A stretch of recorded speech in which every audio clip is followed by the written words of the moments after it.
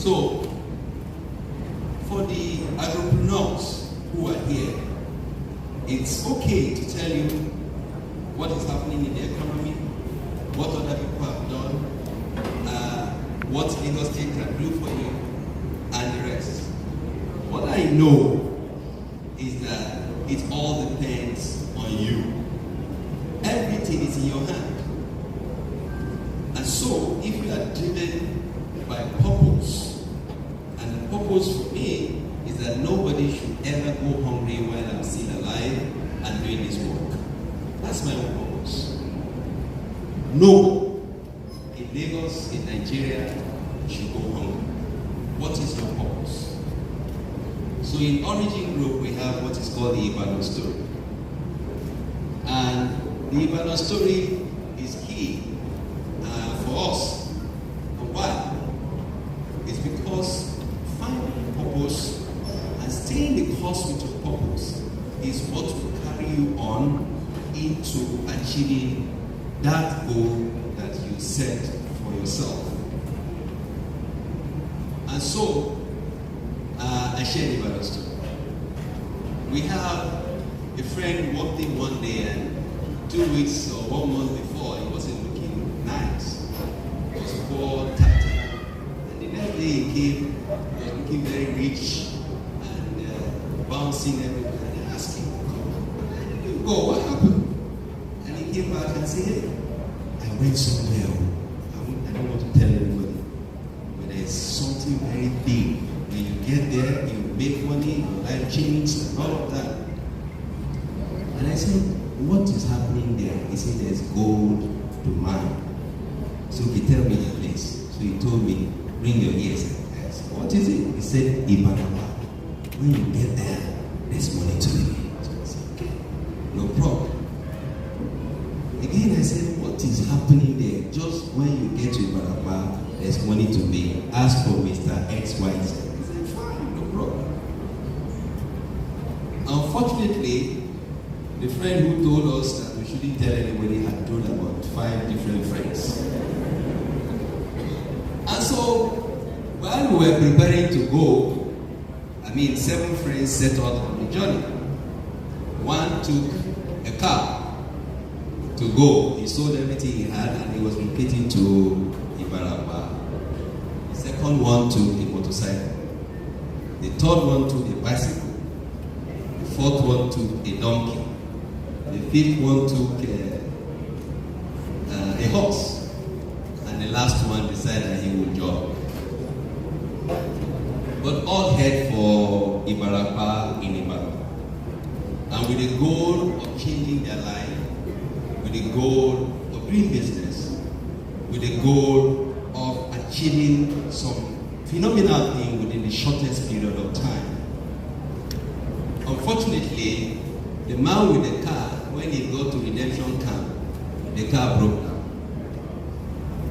While the car broke down, the man with the bicycle came there, he hissed on him, spat on him, and passed. The same thing with the man with the motorcycle.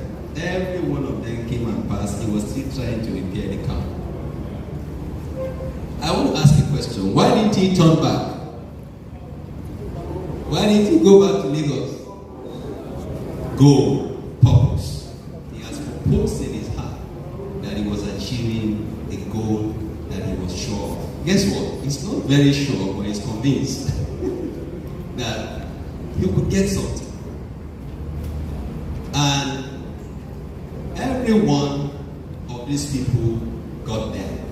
And they got there at different times. Is that correct? But what's the point here? And luckily, they met what the guy said as true. But they got there at different times. For some of us who are here among the agri-innovators, what I want to tell you is that what will carry you on and what will help you, the little help you got from Lagos State, which some of us, by the way, didn't get when we started off in business. Nobody got anything. So you start little by little and you fail.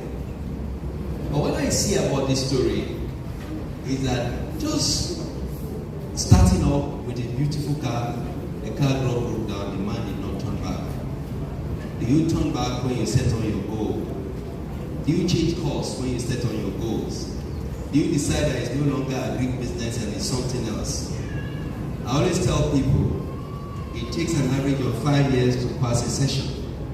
So from primary school to secondary school to your university, it's always a 5-year term.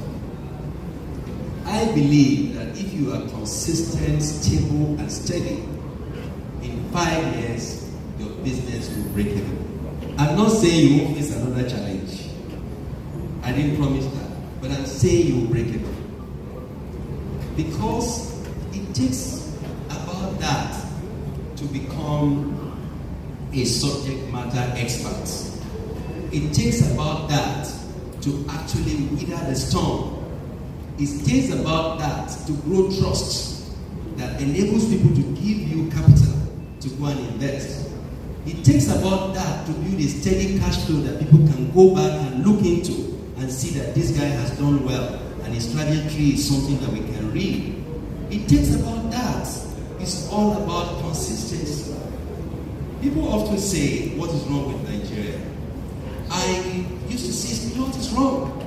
But after a cycle in my life, which is the 5-year cycle, I realized there's nothing wrong with Nigeria. What is wrong with me? It's me. And if I'm right, everything around me will get right. So I tell you, I always employ, we have quite a number of people in our employment in Origin Group. And we would complain, there's no capacity in the country, these people are this, these people are that. I said, one day I woke up and I realized that what I need to do is to build capacity, train the people, put them in the classroom, acculturize them, and let there be 1 or 2 bad eggs, remove them. But I tell you, Nigerians are some of the greatest people anywhere on earth. And I can say that again. Yes, we have fundamental challenges, which is enshrined, it is in our DNA. But we can walk around it. I tell people, I said I've worked in China for 24 years and operated an office there. Some of the things I learned in China is that, one, a Chinese student, primary school from class 3, resume school at 7 a.m. Guess when they close? 10 p.m. 10 p.m. sir. 10 p.m.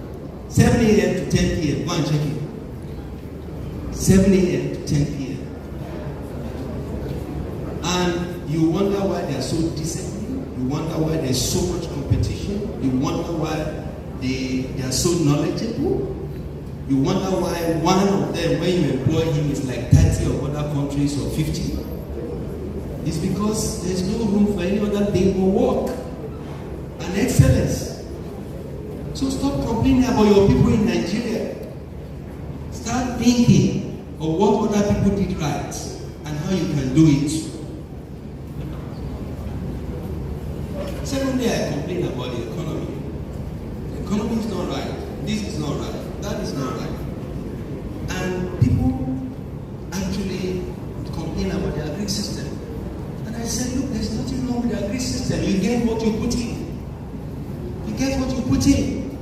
There are not this consistent steady growth. Development. It's not happened in the agri space in Nigeria. So we have several dams, but there are no canals. There are no canals to take the water around for farmers to use. So you now have a dam just 100 meters away. There's a dry spell, sir, or you can't carry the water to irrigate your farm. And all the farmers lost money, including me. I lost money to soybeans this year. Big money. That's the story of the farmer in the country. And why? You have a dam here, you have a farm here. Spend all the money, taking all the money away.